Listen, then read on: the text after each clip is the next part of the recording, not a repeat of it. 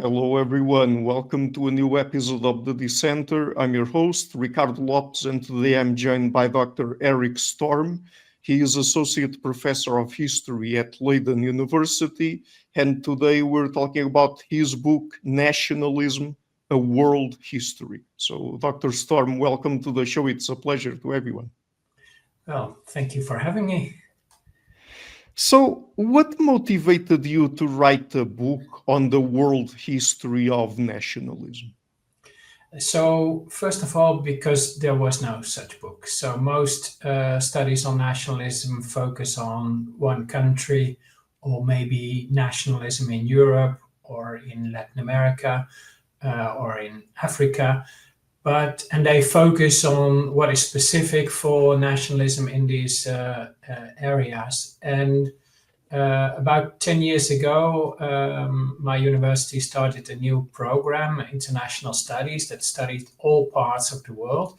And we also had students from all over the world.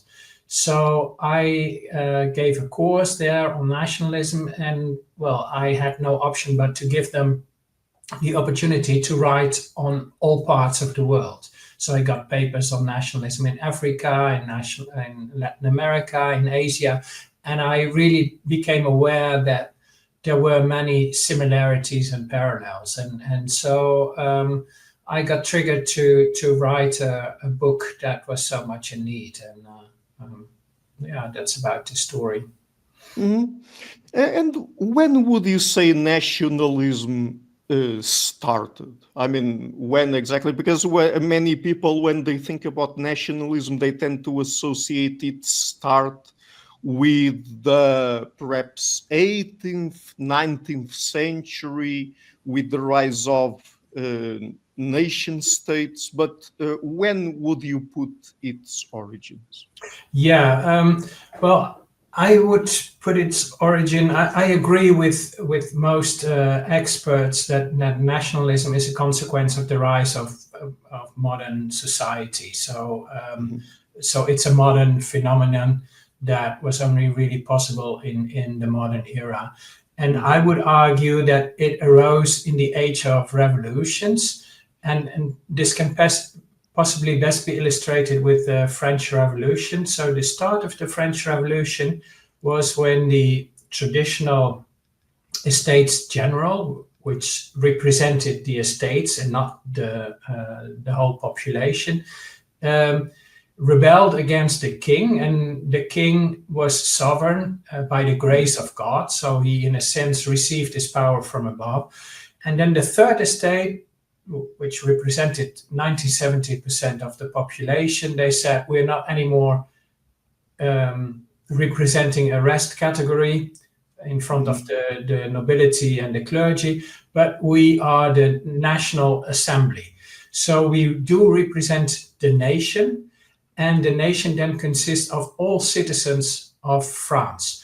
So nationalism arose not as a defining the nation as a cultural or ethnic group, but simply as all legal inhabitants of the Kingdom of France. So regardless of people spoke Breton or Catalan or Flemish or French, all inhabitants and even religious minorities like the Protestants and the Jews received French citizenship. So the nation was defined in terms of the community of citizens, and the nation was proclaimed sovereign. So that also meant that the laws should apply to all in the same way.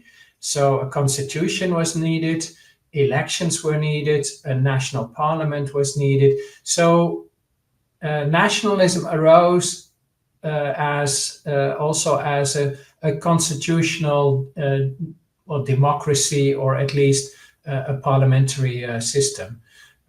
So that is where I see the origins of nationalism. But do you think that there were any precursors to nationalism and nation states in medieval Europe and the early modern age, or not? Well, there are instances in which the people rallied behind their king. that there was hostility to foreigners. So what we nowadays associate with nationalism, there are a lot of phenomena that occurred before as well. But in general, what happened before the Age of Revolution was very different. So people still generally believed that power was conferred by God to the monarch, and that you had to obey the monarch. If not, you were going against God's will. And so the way things functioned was fundamentally different. And so identities also were not so much national as they were primarily local or maybe regional. But more important than territorial identities were religious identities. So your identity was primarily, are you a Christian, a Jew, a Muslim, or a Hindu? And then your legal position was determined by the estate to which you belonged. So legal rules were different for members of the nobility, for members of the clergy, for the burghers of cities, for members of the guilds, for free farmers, or for serfs or slaves. So each group had its own specific rules. So there was no so the rules that applied to you depended on your social status and not on your territorial belongings. So it also, these territorial belongings also were vague and not very relevant in everyday life. Okay, so you talk about the age of revolutions and the invention of the nation state, as you put in the book, in the US and France. Has nationalism then spread from the West to the rest? Is that how it worked? Yeah, so it was invented in Europe and maybe also accidentally in the Americas, in the United States, but it became a very influential and attractive model. So it was an attractive model for educated middle classes around the world because they also wanted legal equality, they also wanted citizenship, they also wanted political participation. So this nation state model that arose in France really was very influential around the world. So even in parts of Africa and Asia, already at the end of the 18th century. So for instance, also Haiti became independent, and they also adopted a constitution and a parliament. So they really became the first Latin American nation state. But it was also, paradoxically, it was also attractive to all kind of traditional rulers. But because the nation state proved to be very effective in raising more taxes, and also partly because of the introduction of military service, so the citizens should serve in the national army, armies became much stronger. So traditional rulers, if they wanted to protect themselves against Western imperialism or to expand their realms at the cost of their neighbors, they were more or less forced to transform their military, so adopt conscription and acquire modern weaponry. But in order to pay for that, they had to raise more taxes. And so they generally abolished all kind of privileges, feudal rights, in order to have all inhabitants pay the same amount of taxes. And therefore they also introduced legal equality. And in the end, as a capstone to a large process, they generally also offered some form of political participation. So what you see is that the Ottoman Empire, Imperial Japan, even China, but also a country in Africa like Ethiopia, they slowly adopted the nation state model in order to survive in the global arena. So earlier you mentioned how the first few nation states, at least over time, adopted a constitution, a form of representative government, and then in the book you go step by step through the other elements and institutions that over time have become inextricably linked with the nation state model. Tell us about national citizenship. How did it develop over time, and who were the people that got included in the process? Yeah, interestingly, in the French Revolution, active citizenship was actually quite broad. So most males could vote. So women were excluded. So it took almost, more than a century for women to gain the vote. But almost all men could vote. But voting was done at 3 different stages. So first at the village level, then at the level of the of a small region, and then at the level of the département. And voting was done on all kind of local issues. So voting took a lot of time. So on the local level, many ordinary people participated, but then they elected their representative to the departmental level, and their deliberations often took about a week. So ordinary people could not afford to go away for 1 week without getting any pay. So it were the well-to-do who were able to participate in these regional or these departmental assemblies, where then the national representatives were elected. So it effectively excluded the lower classes from really becoming active at the provincial and the national level. But after the French Revolution, what was introduced was censitory suffrage. So only people who paid a certain amount of taxes were allowed to vote. And so effectively the poorer people were excluded. But not only women and the poor were excluded, but in general also uncivilized people were excluded. So this becomes particularly clear in the Americas, where not just enslaved people were excluded because they were not seen as citizens, but also indigenous population were largely excluded, as they were also seen as not rational, civilized people. So they did not receive full citizenship in the United States, for instance, until the 1920s. The 1920s. So more than almost 150 years after receiving independence. So there were this process of emancipation took quite long. In the United States, you also have all these discriminatory rules after the Civil War against participation of Black people in voting, and this only ended in the 1960s with the Civil Rights movement. So you see all kind of emancipatory movements, of which female emancipation is probably the most important. Right.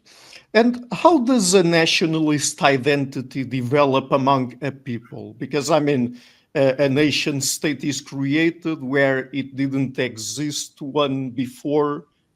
So the same people who live there have to sort of make that transition to an identity they didn't have before. So how does that occur? Yeah, well, interestingly, identity and language and culture was not very relevant at the very start. So during the Age of Revolutions, France, for instance, expanded and included parts of Germany, the Low Countries, Catalonia, Italy, and all these people, whatever their linguistic or religious background became French citizens. So culture and language was not an issue. It only became an issue during the Romantic era, so the early 19th century, when especially German thinkers came with the idea that every people has its own language, its own culture, and therefore also its own collective personality or its own soul or identity.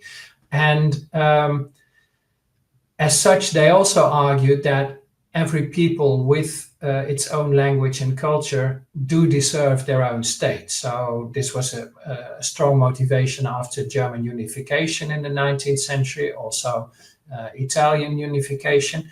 But the thing is, in the world today, there are still 7,000 languages, and there are only not even 200 states. So there is a profound mismatch between potential culturally defined nations and the actual number of nation states.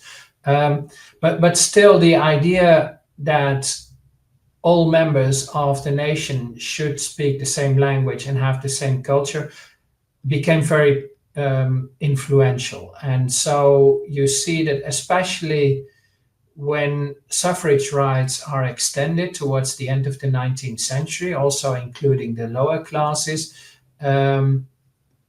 states start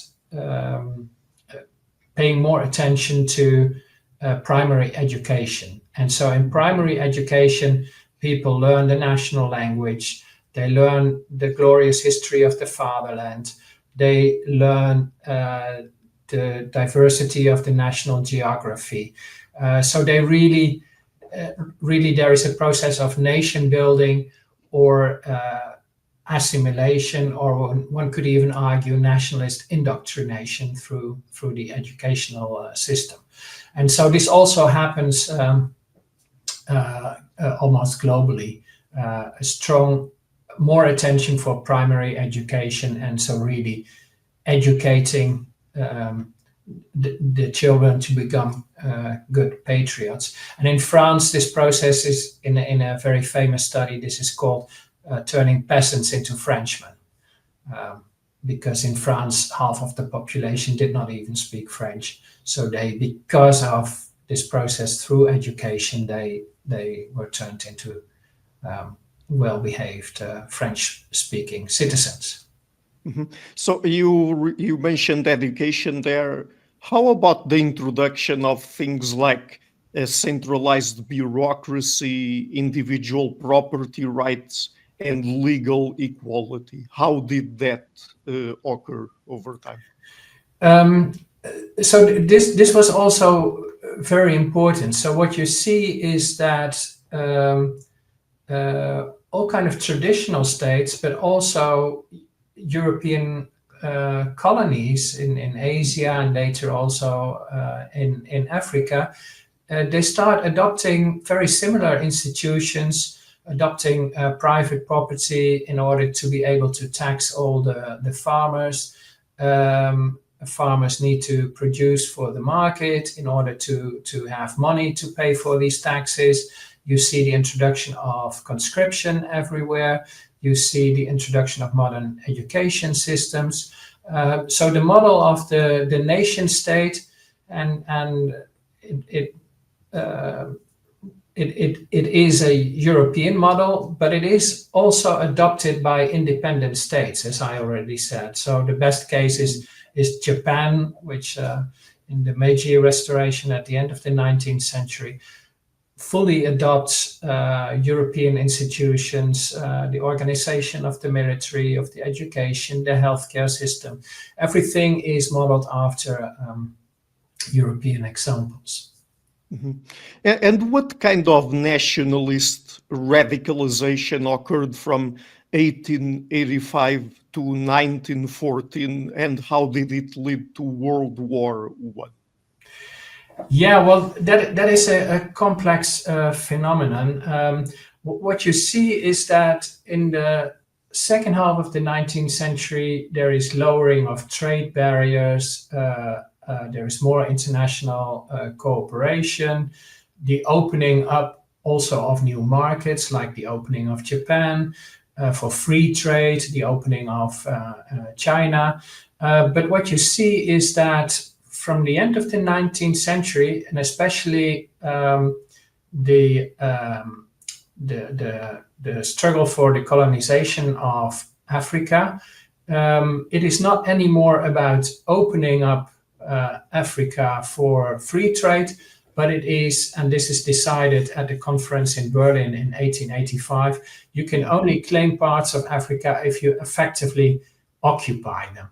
And this means that the scramble for Africa turns into a scrambling for territories that are for exclusive use by the imperial power, by the occupying power. And this also leads to more protectionism, something that we see today as well. And so to growing global rivalries between the major powers. And at the same time, you also see the rise of racist ideas, so about racial differences. But interestingly, so we think of this period as the heyday of nationalism. So, and that this ended in the First World War, where all these nation states fiercely clashed and fought a very brutal war. But in fact, almost all powers that participated in the First World War also were empires. And racial ideas do not really match with national ideas. So there is the white race, or some spoke of the Germanic race or the Latin races, but races are larger than national boundaries. So it's a kind of paradoxical period in which the rise of xenophobic ideas, of international rivalries, of imperialism, this all is on the rise and leads to a lot of violence. But at the same time, it is not a world of equal nation states that is dominant in this period. And were empires, particularly the European empires, also nationalized? Yeah. So we tend to think of empire and nation state as two different entities, but until the 1960s, most big European powers also were nation states, but at the same time, they were empires.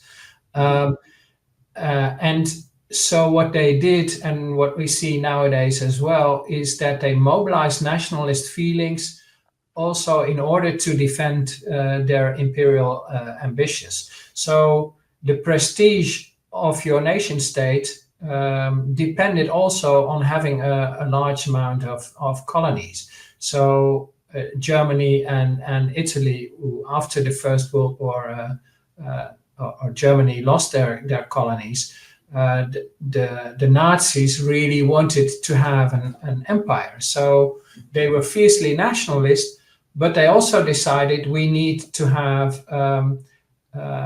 Lebensraum, we need to have an empire, we need to have living space, especially in Eastern Europe, in order to be seen as a global and a big power. Mm-hmm. And what was the impact of the First World War on nation states? Well, what we see is that at the end of the First World War, some of the empires disappear. So the Austrian-Hungary Empire disappears, the Tsarist Empire disappears, and also the Ottoman Empire disappears. And what we get instead are new nation states in most cases. And this is also very much helped by Wilson, who proclaimed the right to self-determination.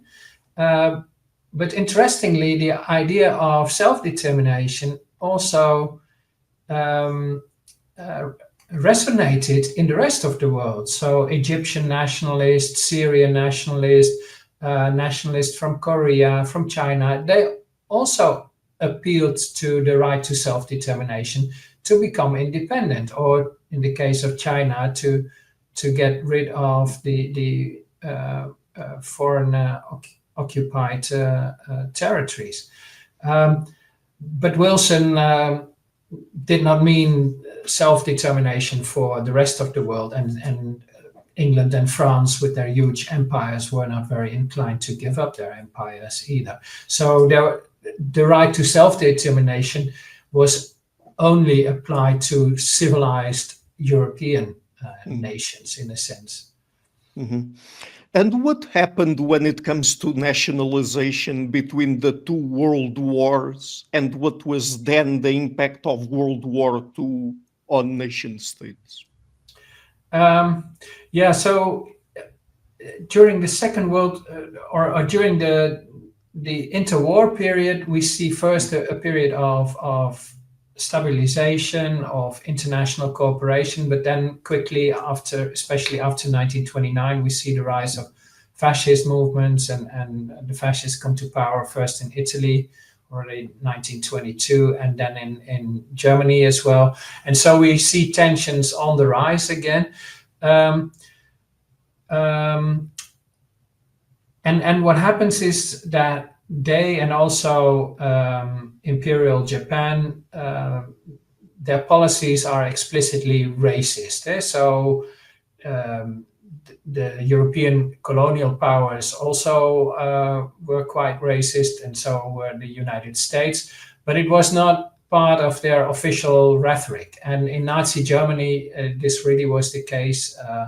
And also Imperial Japan was really saw itself as superior to the other Asian territories that it liberated from the West. So what you see after 1945 is a kind of backlash. So open racism becomes kind of taboo. European powers also understand that they will have to treat the population of their colonies in a more equal way. So they start kind of transforming their imperial realms into a more egalitarian Commonwealth, the British Commonwealth, for instance, or France tries to turn the empire in a French Union, in which all territories more or less have the same status. But one politician in France, Édouard Herriot, a former prime minister, in the debates on the new constitution of this French Union, he also argued, we do not want to be ruled by the people from the colonies. So even though they tried to create a more egalitarian empire, it was also clear that power would remain in the hands of Paris or London, and that at most the inhabitants of the colonies would be second-rate citizens.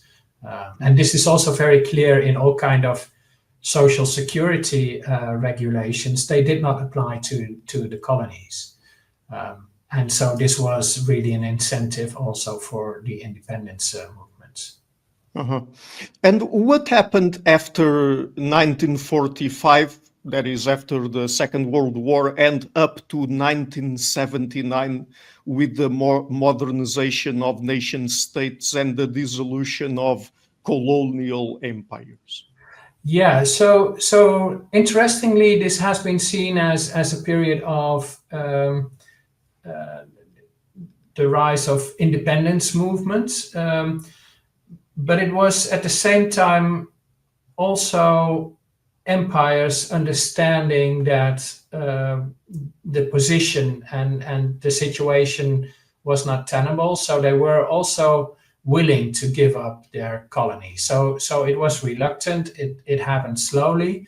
It took decades in most cases, and a lot of pressure, and often sometimes a lot of violence in order to happen. But they did not cling to their empires. Well, Portugal maybe is a small exception, but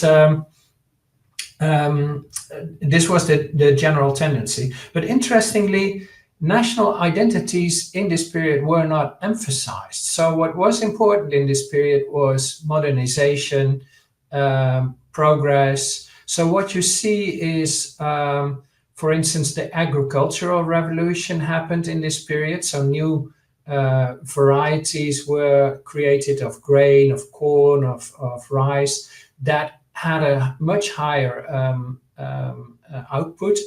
And so it is the period of the mechanization of the countryside, of also more efficient, larger plots. So what you see is that the countryside throughout the world became much more similar.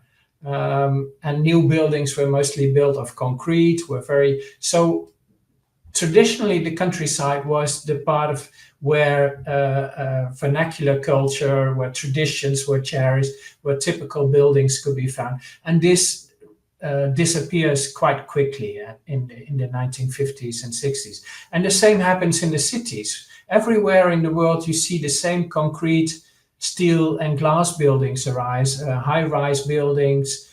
The invention of air conditioning is very important there as well. So there was no need anymore to take into account climatic conditions. One could build the same buildings everywhere around the world. And a nice example is Brazil, where a totally new capital, Brasilia, was built in the midst of the jungle, and building materials were fled in with airplanes. And the streets have no names, so there are no references to Brazilian history. It is just numbers, and all buildings have the same size and the same look. So it's a very rational city with no particular Brazilian identity except for the name of the city. And so this is what we see happening everywhere around the world. So it's a period of independent nation states. So the nation state really becomes the dominant form of statehood. But at the same time, national differences largely disappear during this period. Okay. And what was the role played by international organizations, if any, like the United Nations and the International Monetary Fund, in the process of nation-state formation during the 20th century? Yeah, so interestingly, what we see is that, all former colonies adopt the template of the nation state. So the nation now is sovereign. It's a nation of citizens. So most African countries are very diverse as well. Many languages are spoken. So it's the community of citizens that becomes independent. All countries need a flag. So if you go to the United States, to the United Nations, your flag should be visible outside of the building. You need an anthem. You need a parliament, elections, a constitution, and also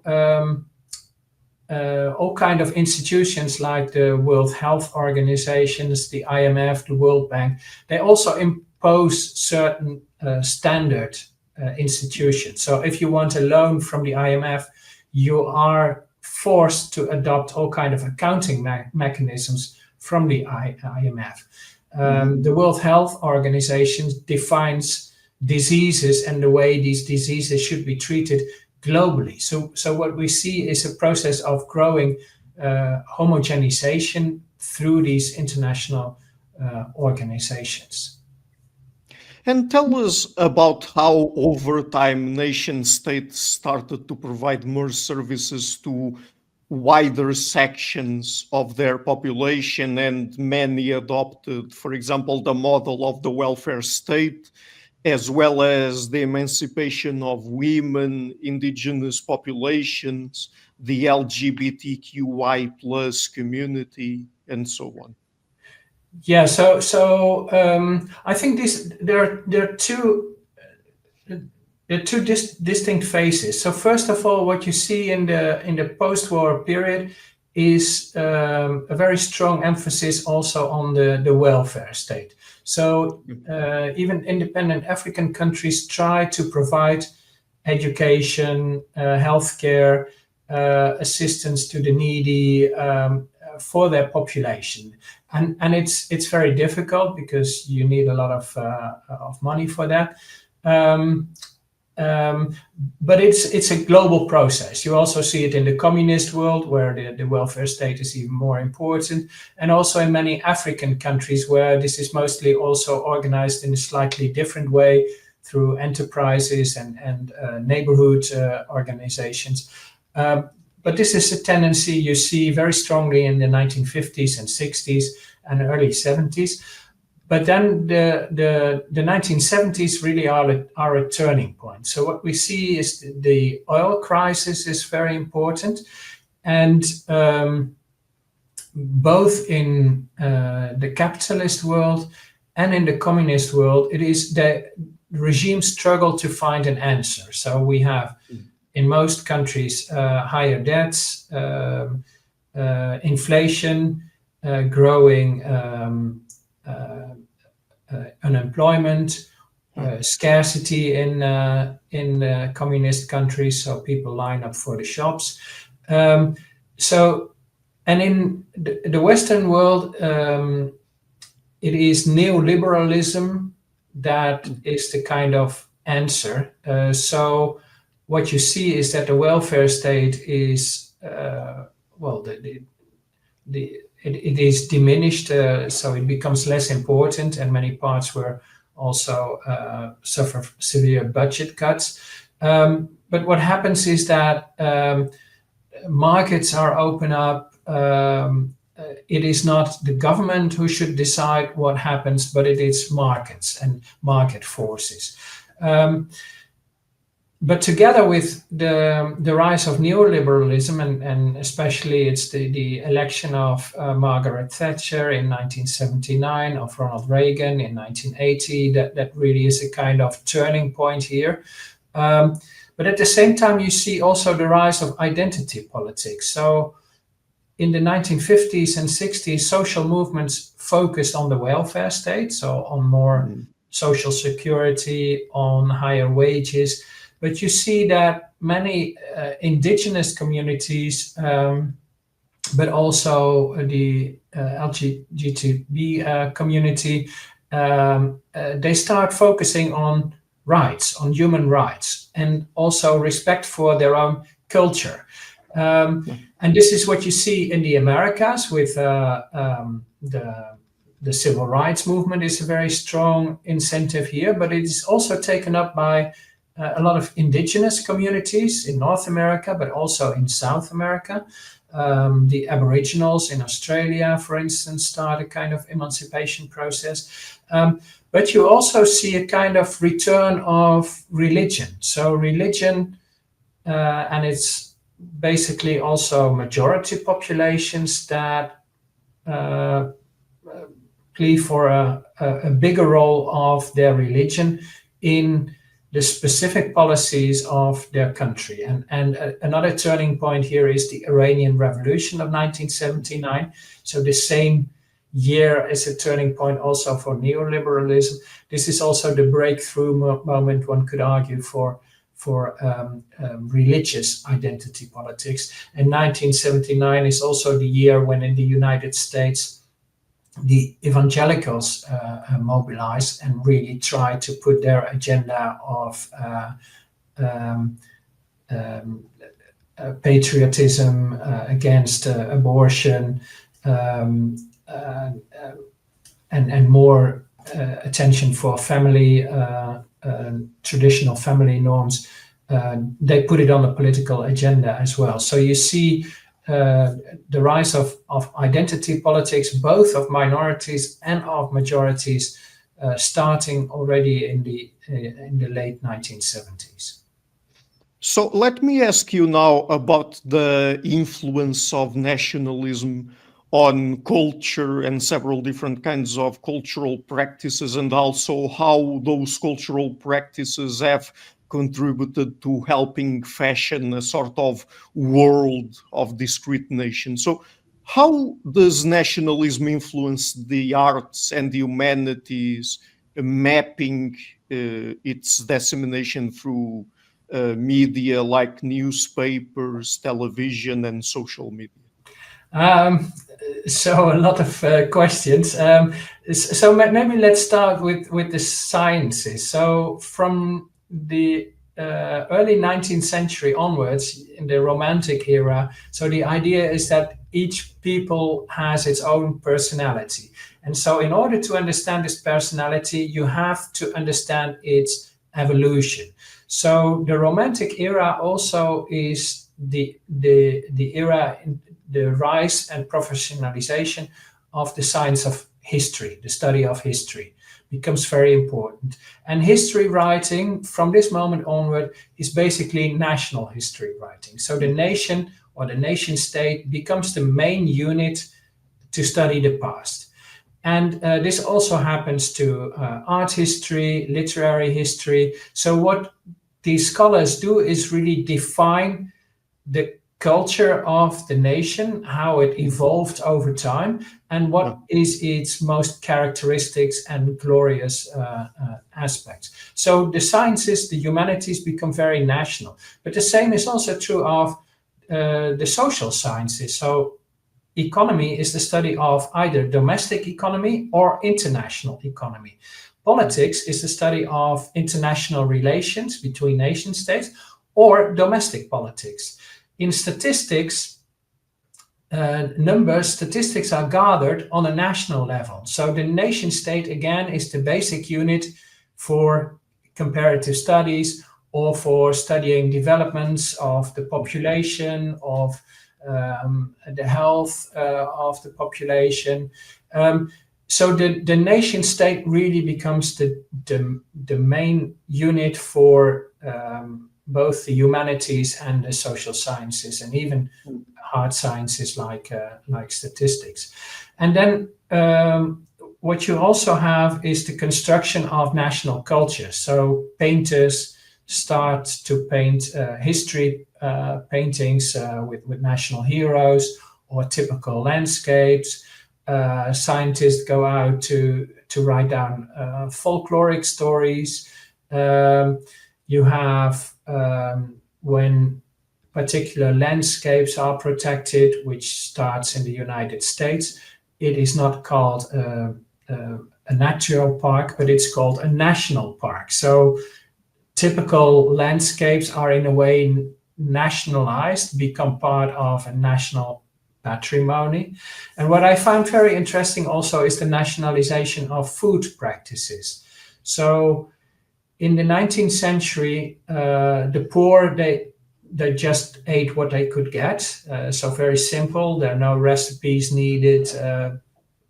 And the rich generally tended to adopt the culinary standards of high society, which in Europe was, and many parts of the Western world was the French culinary traditions, the high cuisine, which originated in the culinary traditions of the French court.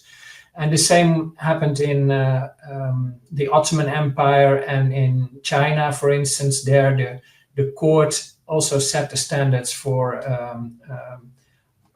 culinary traditions. But what happens at the end of the 19th century is that all kind of authors start writing national cookbooks. So French cuisine, Italian cuisine, Spanish, Portuguese, Mexican cuisine.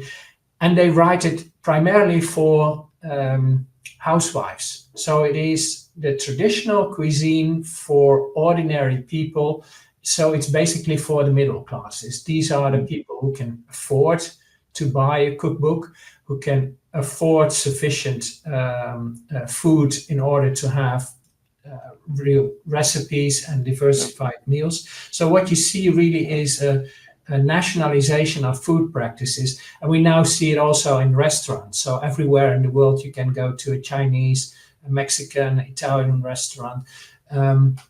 So ethnic foods as we call it, it's a misnomer because it is national food, really have become dominant around the globe. So you mentioned lots of different cultural practices there. What about sports and tourism? I mean, in sports, particularly with events like the Olympic Games, in what ways do you think that might contribute to fashioning a world of discrete nations? Yeah, so I think sports is extremely important, but the interesting thing of sports also is that it is we say it is national teams, but these nations are only the nation states, the member states of the IOC.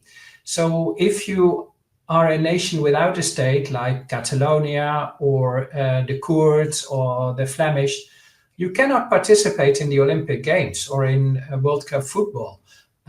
You need to have a state that becomes member of the IOC and is recognized on the international stage. And then what we see also is that people tend to rally behind their national team, especially, or sportsmen, especially if they are very successful. And what happens is that all kind of minorities in general also rally behind the flag. So in Cameroon, for instance, the football team is very successful in the Africa Cup, for instance, but also at World Cups. And so Cameroon has over 200 languages and different ethnic groups. But when the national team plays, everybody is watching the game. And so there is a kind of national conversation. People rally behind their team. And in Europe, what we also see is that the multicultural nation that has become a reality in most parts of the world is really visible, best visible on the pitch. So the French national team consists of people with all kind of backgrounds from different French African colonies, but also from Maghreb immigrants, from Basque background, all play for the French national team. And so it is really the nation as the community of citizens that is really visible there. But there are also cases, hardcore Catalan nationalists won't cheer for the Spanish national team, for instance. Yeah. Tell us about exceptions to the nation-state model, like the absolute monarchies of Saudi Arabia and Brunei, or religiously defined states such as the Vatican City and the Islamic Emirate of Afghanistan. Yeah, what one could argue is that the model of the nation state really since the 1960s has become dominant. So almost all states that became independent adopted the nation state model, and this very contrary to the ethnic or cultural model. So there are thousands of ethnic or linguistic communities that do not have their own state. So this is not a reality. What is a reality is the adoption of the nation state model. So the nation as citizens. So there are only 4 exceptions in the world right now, and which is really incredible, because the nation state model only was invented 250 years ago. So for a historian like I am, this is a very short period in the thousands of years of human history. We have empires for probably 10,000 of years. We have kingdoms, we have tribal configurations, we have city-states. They exist for already thousands of years, but the nation state only appeared at a very late stage in human history, but really now has become the dominant form of statehood. And so what you see in Saudi Arabia is already women have received more equal rights over the last few years. There is a kind of assembly. So they're slowly moving towards the nation state model as well. And I think if you would really ask, have free elections in Afghanistan, then the people would prefer a constitutional system to their emirate, probably. Yeah. And earlier, when we were talking about sports, you mentioned that there are nations like the Kurds and the Catalans that do not have their own state, and so they are not recognized as such. What do you make of them?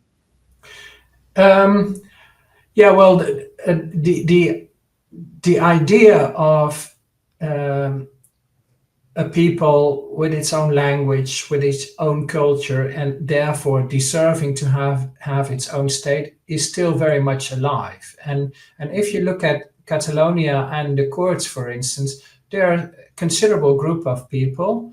The Catalonia, if it would become independent, would be a middle-sized European country, similar also in wealth and population numbers like Finland or Austria, which are well-recognized members of the European Union. So because they are not independent, they also do not have a seat in the European Union, nor in the United Nations. So it's also a kind of frustration for them.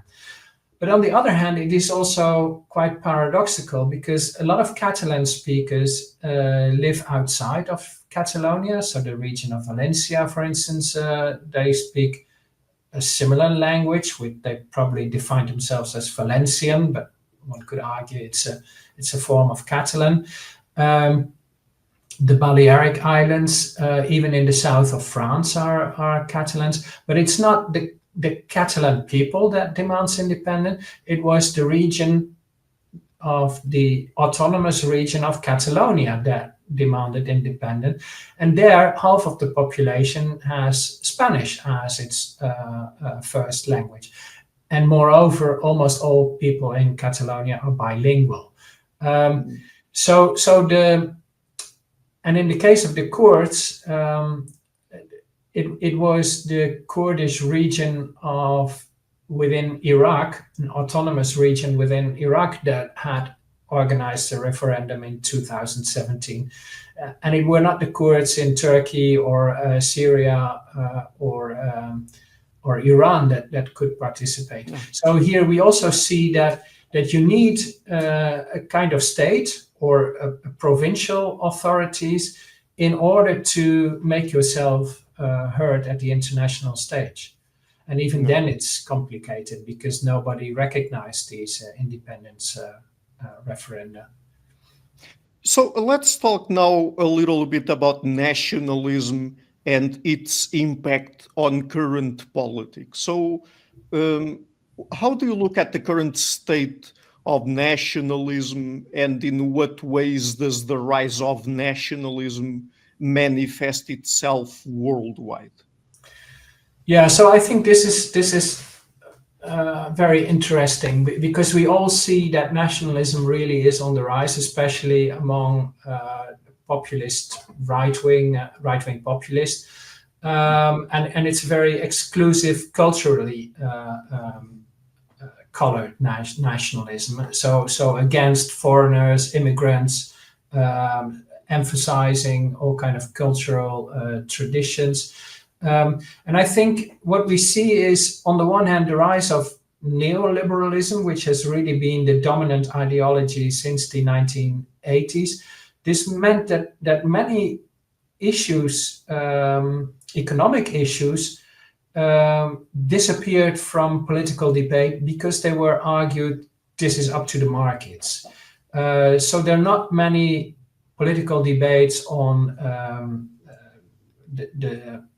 the gap between rich and poor, or raising pensions, or so these debates, which were dominant in the 1950s and 60s, have become have largely disappeared from the political arena.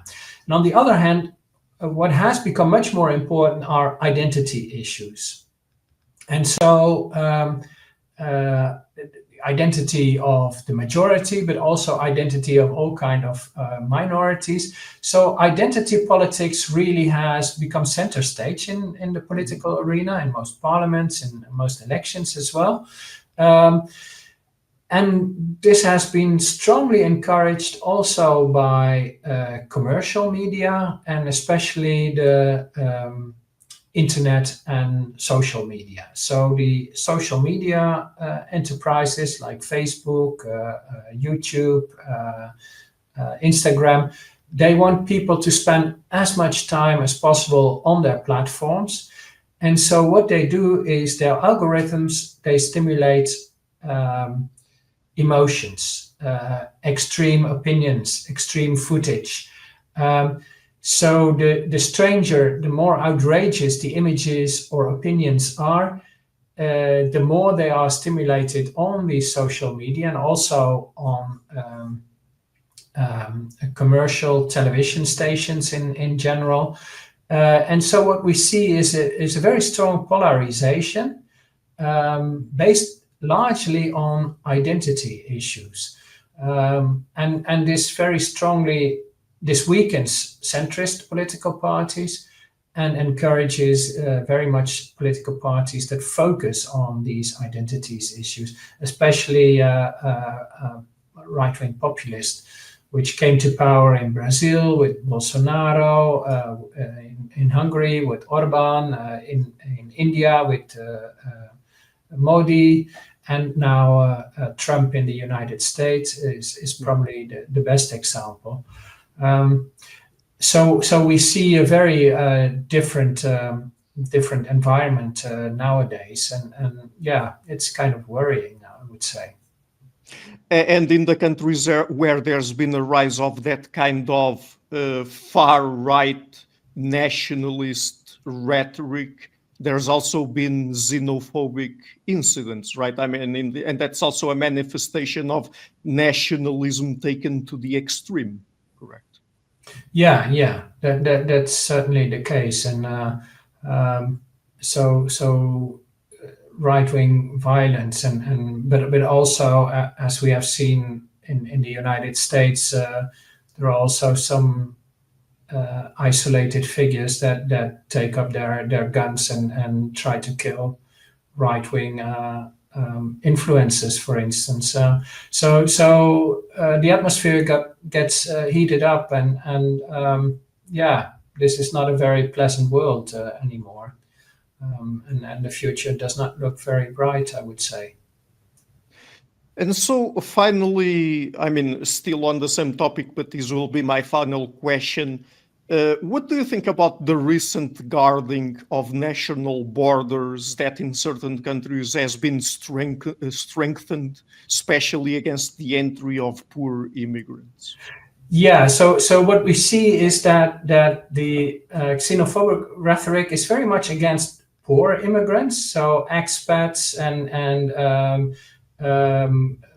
rich people that buy a second home, for instance, are often still welcome. But it's especially poor immigrants, and they're associated, especially if they have a different skin color, of a different religion. So in Europe, it's mostly anti-Muslim as well, or anti-African, anti-Black. In the United States, it's mostly against Hispanics. And so this is what you see. So a kind of hostile, xenophobic reaction also from governments.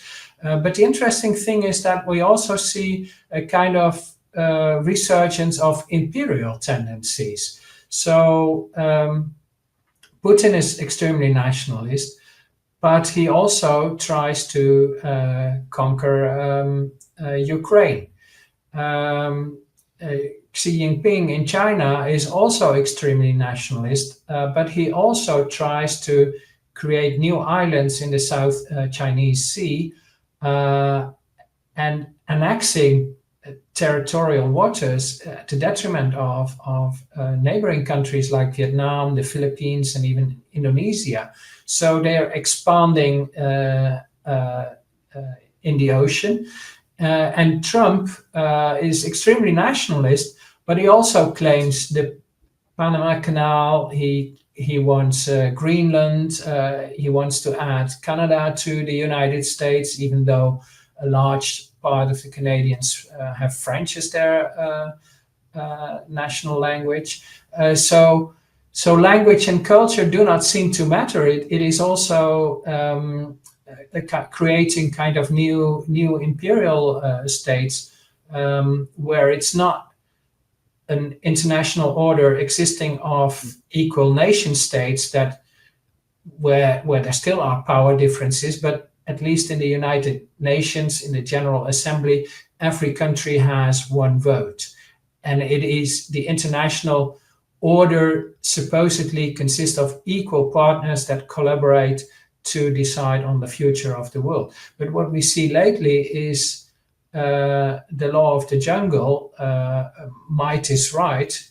The big powers, they take what they can get, or they impose their will. What we see very clearly in the case of Trump and his tariff war, they impose their tariffs quite arbitrarily on countries around the world. And small countries, for instance, in Europe, Switzerland got a tariff of, I think, 38%. So the European Union, many countries complain that we now have a tariff of 15%, but Switzerland is alone, and it's a puppet in the hands of Trump, and so they have no negotiation power. So what we see here very much is that the strong can impose their will on the weak. So we see a kind of new a resurgence of imperial tendencies in a slightly different way, and so geopolitics is changing very fast. An interesting thing is that many nationalist movements in Europe wanted to leave the European Union, but now they understand we need Europe to protect us against Trump, in a sense. Right. And do you look at this as a worrying trend and something that could even get worse in the future? Yeah. So I think the major threat to humanity nowadays is climate change, and for that we should cooperate harmoniously together as citizens of the world. But if imperialism is on the rise, and in the case of Trump, he even ignores climate change and stimulates the oil industry and stops wind energy projects. So that is not very helpful, and international collaboration does not really come off the ground this way. Okay, so let's wrap up the interview here then, Dr. Storm. The book is again Nationalism, A World History. And of course, leaving a link to it in the description of the interview. And would you like to tell people where they can find you and your work on the internet? Yeah, so I have a personal website from my university. So and I have a lot of my publications also on the web. So, but the book should be available. There's a Spanish translation already, and there will be translations into Romanian and Bulgarian as well. So probably hopefully we get more translations as well. Yeah, and I recommend it to everyone. I mean, it was a great read for me. So thank you so much for coming on the show and for writing the book. It was a fascinating conversation. Okay, thank you very much. Hi guys, thank you for watching this interview until the end. If you liked it, please share it, leave a like and hit the subscription button. This show is brought to you by Enlights, learning and development done differently. Check their website at enlights.com, and also please consider supporting the show on Patreon or PayPal. I would also like to give a huge thank you to my main patrons and PayPal supporters: Per Ergo Larsen, Jerry Mullerens, Frederick Sunda, Bernardo Seixas, Olaf Alex, Adam Kessel, Matthew Whittingbird, Arno Wolf, Tim Hollis, Eric Alenia, John Connors, Philip Forrest Connolly, Dan Demetri, Robert Windiger, Rui Inácio, Zup, Marco Neves, Colin Holbrook, Phil Kavanagh, Michael Stormir, Samuel André, Francis Ford, Tiago Nunes, Fergal Cossen, Hal Herzog, Nuno Machado, Jonathan Librant, João Linhares, Stantanti, Samuel Correia, Eric Hines, Mark Smith, João Eira, Tom Hummel, Sardas France, David Sloan Wilson, Yacila Dez Araújo, Romain Roach, Diego Londonho Correia, Yannick Punter, Adana Rusmani, Charlotte Bliss, Nicole Barbaro, Adam Hunt, Pavlo Stasevski, Nelek Bach, Guy Madison, Gary G. Allman, Sam Afzal, Adrian Yeager, Paul Tolentino, João Barbosa, Julian Price, Edward Hall, Edin Bronner, Douglas Fry, Franca Bortolotti, Gabriel Ponce Cortez, Ursula Litsky, Scott, Zachary Fish, Tim Duffy, Sonny Smith, John Wiseman, Daniel Friedman, William Buckner, Paul George Arnaud, Luke Loaki, Georgios Theophanos, Chris Williamson, Peter Wolozin, David Williams, Diogo Costa, Anton Erickson, Charles Murray, Alex Shaw, Maury Martinez, Coralie Chevalier, Bangalore Atheists, Larry Dealey Jr., Old Erringbon, Sterry, Michael Bailey, Dan Sperber, Robert Grassi, Igor N., Jeff McMahon, Jake Zool, Barnabas Radix, Mark Campbell, Thomas Dovner, Luke Nissen, Chris Story, Kimberly Johnson, Benjamin Galbert, Jessica Nowicki, Linda Brandon, Nicholas Carlson, Ismael Benzliman, George Coriatis, Valentin Steinman, Per Crowley, Kate Van Goller, Alexander Hubbard, Liam Dunaway, BR, Masood Ali Mohammadi, Perpendicular, Jonas Hertner, Ursula Goodenough, Gregory Hastings, David Pinsoff, Sean Nelson, Mike Lavigne, and Dios Necht. A special thanks to my producers, Isar Webb, Jim Frank, Lucas Stafiniak, Tom Vanagdam, Bernard Ugnik, Curtis Dixon, Benedict Mueller, Thomas Trumbull, Catherine and Patrick Tobin, John Carlo Montenegro, Alnick Ortiz, and Nick Golden, and to my executive producers, Matthew Lavender, Sergio Quadriano, Bogdan Kanivets, and Rosie. Thank you for all.